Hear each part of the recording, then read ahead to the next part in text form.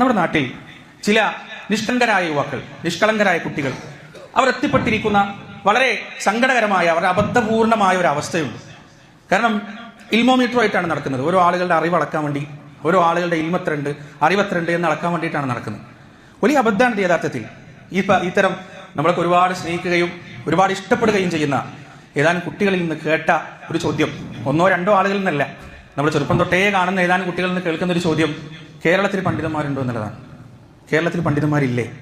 സഹോദരങ്ങൾ, നമ്മളിന്ന് ഇരിക്കുന്ന ഈ പള്ളിയടക്കം ആയിരക്കണക്കിന് സലഫി പള്ളികൾ കേരളത്തിലുണ്ട്.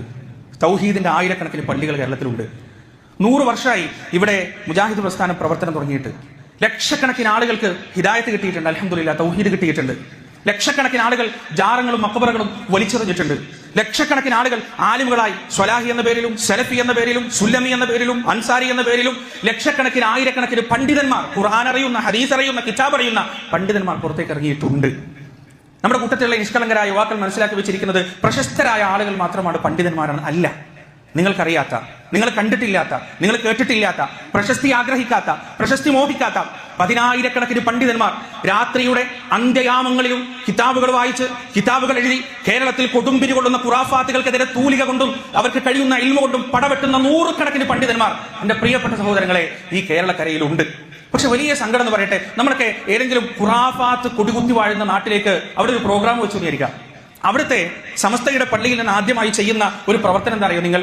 അവർ ഈ പ്രോഗ്രാമിന്റെ തൊട്ട് തലേന്ന് താഴ്ച വിളിച്ചു കൂട്ടും ആളുകളെ, അവിടെയുള്ള പ്രവർത്തകരെ, മഹല്ലുകാരെയൊക്കെ വിളിച്ചു കൂട്ടും.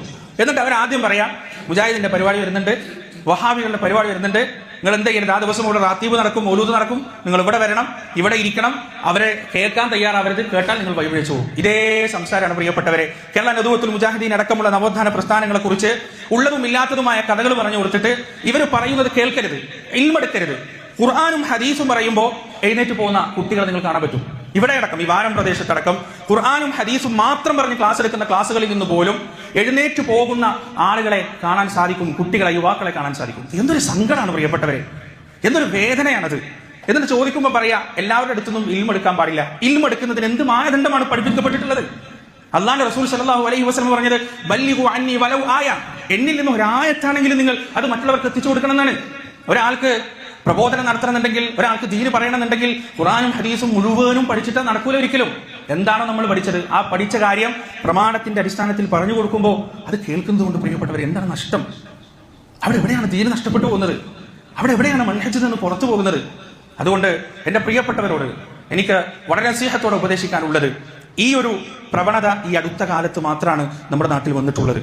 സൗദി അറേബ്യയിലെ മഹാരഥന്മാരായ